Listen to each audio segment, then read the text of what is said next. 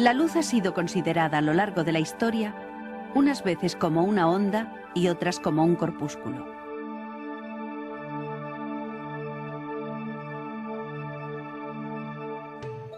«850 años antes de nuestra era, Homero recoge las creencias populares en la Ilíada y la Odisea. Los ojos de los seres vivos proyectan rayos de fuego sutil, y la visión se produce por el encuentro de ese fuego interior con la luz exterior. Todo lo que irradia luz en el universo está dotado de la facultad de ver. Así ocurre en particular con el Sol. Estas dos ideas permiten a Empédocles enunciar la primera teoría sobre la luz, basada en la concepción filosófica dual de los fenómenos. Según él, los ojos y los objetos emiten efluvios de fuego. En la fase cósmica del amor, los efluvios van de los objetos a los ojos. En la fase cósmica del odio, los efluvios van de los ojos a los objetos. Años más tarde, Demócrito y Platón formulan las primeras teorías granulares sobre la luz. Los efluvios son chorros de partículas que viajan a velocidad finita, y el ojo las percibe como un flujo continuo. Para Demócrito, las partículas están vacías, presentan diferentes formas y orientaciones y se asocian entre ellas para formar los colores. Para Platón, son tetraedros macizos y los colores se producen porque tienen diferentes tamaños y viajan a distintas velocidades.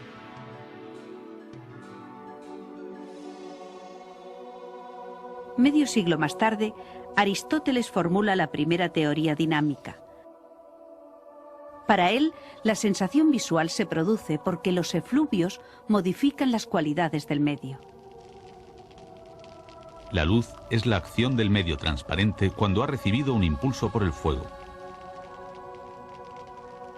Esta acción se propaga de manera instantánea. Estas dos concepciones han llegado hasta nuestros días con sucesivas modificaciones, teorías corpusculares de Newton y Einstein y teorías ondulatorias de Huygens, Fresnel y Maxwell. Los tratados de óptica de Euclides y de Ptolomeo perfilan las leyes de la óptica geométrica que se establecerán definitivamente en el siglo XVIII. Para Euclides, los ojos emiten rayos luminosos rectilíneos, formando conos de apertura discontinua. De esta manera, introduce los conceptos de perspectiva y de agudeza visual. Para Ptolomeo, los conos son de apertura continua, lo que permite al observador percibir la distancia a la que se encuentra el objeto. Además, estudia la refracción atmosférica y señala los errores de observación en la posición de las estrellas.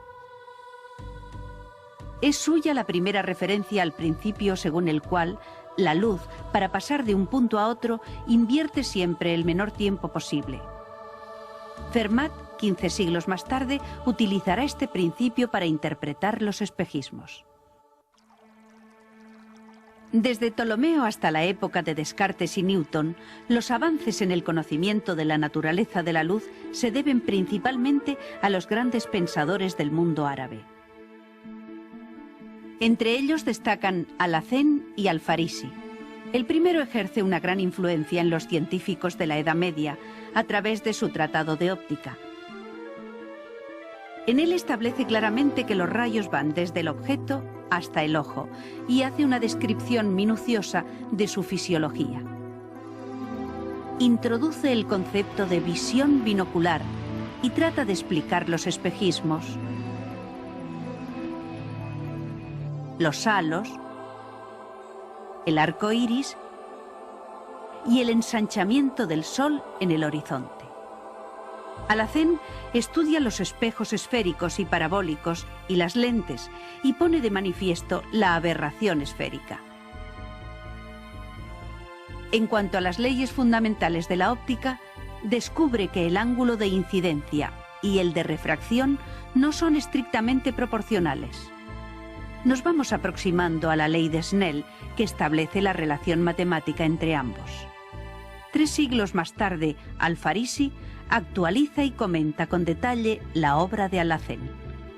Elabora además una teoría sobre el arco iris y en sus estudios acerca de la refracción hace una conjetura importante sobre la velocidad de la luz. La velocidad de la luz es inversamente proporcional a la densidad óptica de los medios que atraviesa. Al-Farisi puede ser considerado como el precursor del concepto de índice de refracción.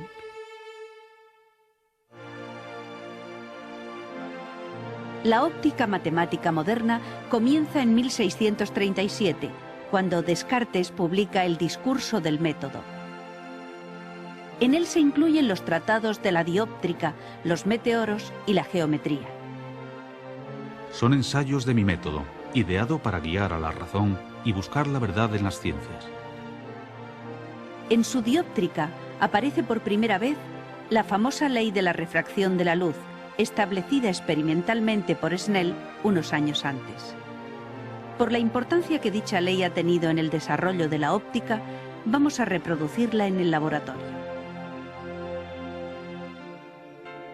En el experimento utilizamos un láser de helio-neón y una cubeta cilíndrica de plástico transparente llena de agua hasta la mitad. Se aprecian con claridad los rayos incidente, reflejado y refractado. Todos estos rayos están en un mismo plano que contiene a la normal a la superficie del agua. Se denomina plano de incidencia. El ángulo de incidencia y el de reflexión son siempre iguales. Sin embargo, el ángulo de refracción es diferente del de incidencia. La luz se tuerce al entrar en el agua.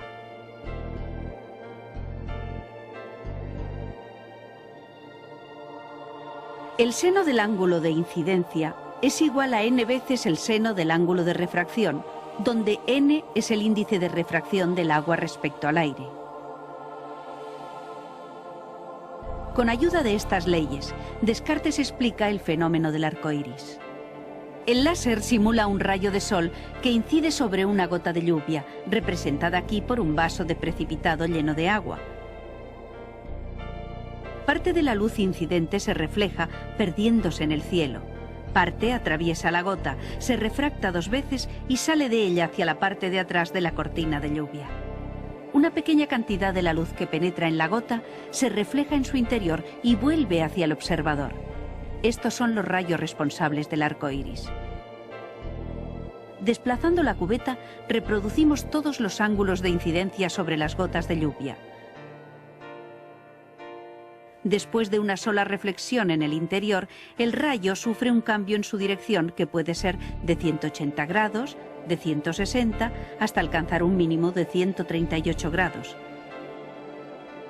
A partir de aquí, la desviación vuelve a aumentar. Al concentrarse la intensidad de la luz que sale de la gota en una dirección determinada, se produce el fenómeno del arco iris.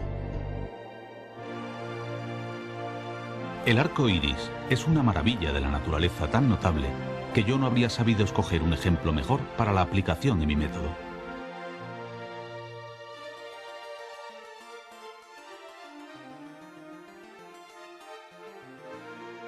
A mediados del siglo XVII se produce una serie de descubrimientos que influyen notablemente en las teorías sobre la naturaleza de la luz.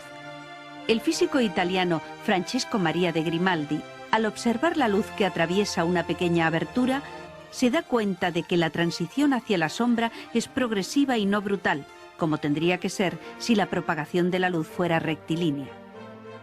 Existe un cuarto modo de propagación de la luz, la propagación por difracción, distinta de los 3 modos conocidos hasta ahora: propagación directa, reflexión y refracción. Esta manera de tratar la difracción es muy similar a la actual, establecida por Sommerfeld a finales del siglo XIX.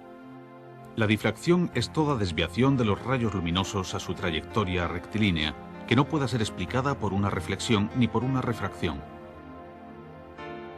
Con objeto de interpretar el nuevo fenómeno, Grimaldi se inclina por una teoría dinámica de la luz.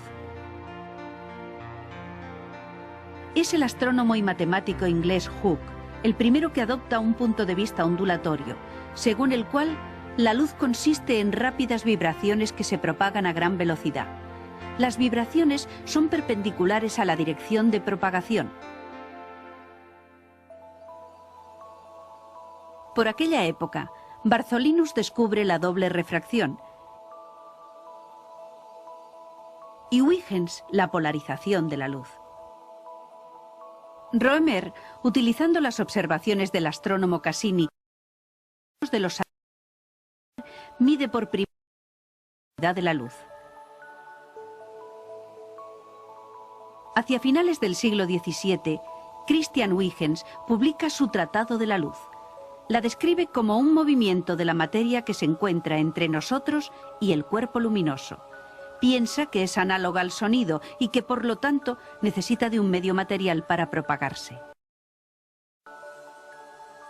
El principio de la propagación consiste en suponer que todo punto del medio al que llega una perturbación luminosa puede ser considerado como la fuente de una nueva perturbación que se propaga en forma de ondas esféricas.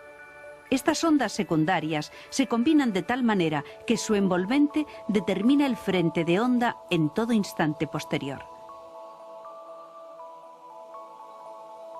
Con este principio, Huygens explica perfectamente las leyes de la reflexión y la refracción de la luz y elimina el error conceptual de la propagación instantánea que aparecía en las anteriores teorías dinámicas. Si la luz emplea tiempo para su movimiento, como sugiere Roemer, se deduce que ese movimiento comunicado a la materia es sucesivo y por consiguiente se extiende como el del sonido por superficies y ondas esféricas. De la teoría de Huygens se deduce la importantísima consecuencia de que la luz viaja más deprisa en el aire que en el agua, como ya había indicado Al-Farisi 3 siglos antes. Fermat proporciona un apoyo a esta teoría enunciando su famoso principio del tiempo mínimo. La naturaleza actúa siempre por el camino más rápido. Este principio explica la ley de la refracción siempre que la velocidad de la luz en el agua sea menor que en el aire. Permite también entender los espejismos, el ensanchamiento del Sol en el horizonte y, en general, las trayectorias curvilíneas de los rayos de luz.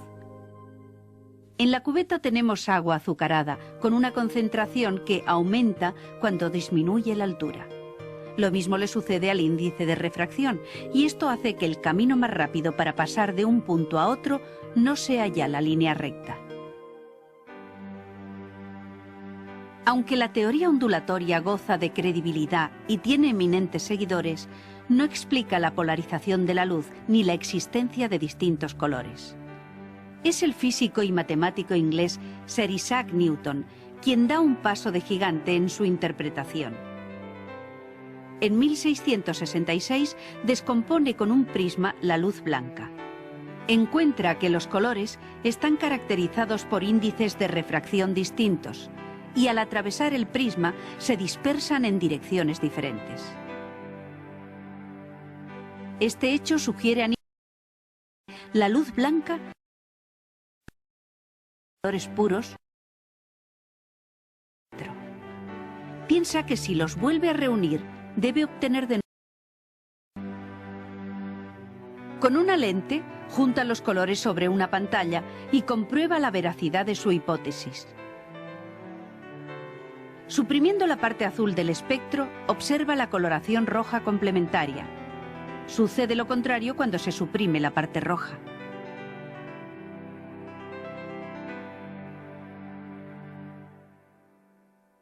Esta forma de actuar es la que desde entonces utilizan los científicos, lo que les ha hecho distanciarse de los filósofos. En este libro no pretendo explicar mediante hipótesis las propiedades de la luz, sino presentarlas y probarlas mediante la razón y los experimentos.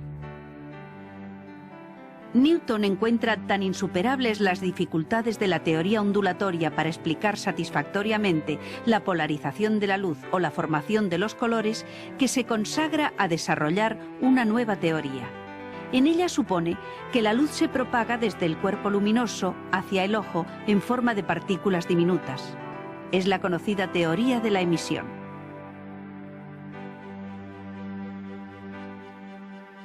Con ellas explican de manera simple la reflexión y la refracción de la luz. Es necesario suponer que las partículas luminosas viajan más deprisa en el agua que en el aire, en contra de lo que se dice en la teoría ondulatoria. En aquella época, esta discrepancia no se podía contrastar con el experimento. Con la teoría de la dispersión de la luz blanca en colores y las leyes de la reflexión y refracción, Newton explica las características más importantes del arco iris.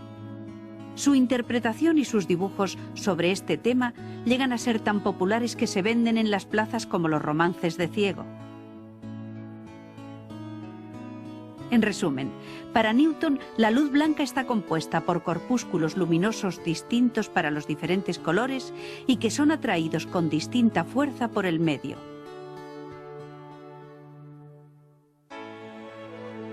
Debido a la gran autoridad de Newton y al éxito de su mecánica celeste, durante más de 100 años su imagen y su obra dominaron las ideas sobre la naturaleza de la luz.